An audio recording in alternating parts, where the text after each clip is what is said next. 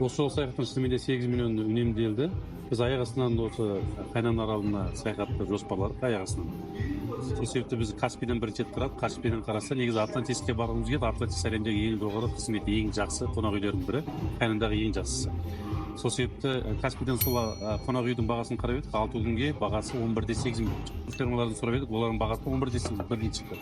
Арасындағы айырмашылығы 2 теңге. Ал сол себепті бұл өте қымбат. Көп шығыннан қорықпа, аз кірістен қорық дейді ғой. Бірақ енді артық шығынды тым асырып жіберу, ысырапқорлық ол адамға жат нәрсе. Кішкене өзіміз бизнесменбіз, кәсіпкеріміз зерттеуге тура келді. Зерттеуге де 2-ақ минут уақыт кетті. Біреу мысалы Каспий приложениесінен сол 6 күндік барып келу самолет билетін қылатын. Ол біздегі 5 адам, яғни 2 ересек, 3 балаға. Оның бағасы 1 миллион 280 мың теңге бар. Сосын Booking.com приложениесіне қарадым. Бұны дәл сол қонақ үй сол уақытқа бүкіл қызметтермен бар жоғы 900 мың теңге. Бүкіл салықтармен қосқанда 1 миллион теңге болды ғой деймін. Екеуін қосып едім, 2,5 миллионның ішінде сипеп.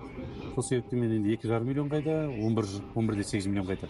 8 миллионның артық қаражат үнемдедім деп отырмын. Менің ойымша сол 11,8 миллион баратындар бар шығар. Жалпы қалай болмасын енді Каспийде көруге болады, турфирмасында көруге болады. Бірақ ең соңғы түпкі себепке жету үшін менше платформалық деңгейдегі авиакомпаниялардың сайттарынан авиабағаны алып, сосын Booking.com немесе қонақ үйлерден тікелей баға алып, екеуін қосатын болса анағұрлым арзан болады. Менше осы бір лайфхак барлық адамдарға, жақындарымызға, жақсыларымызға жарап қалар деген.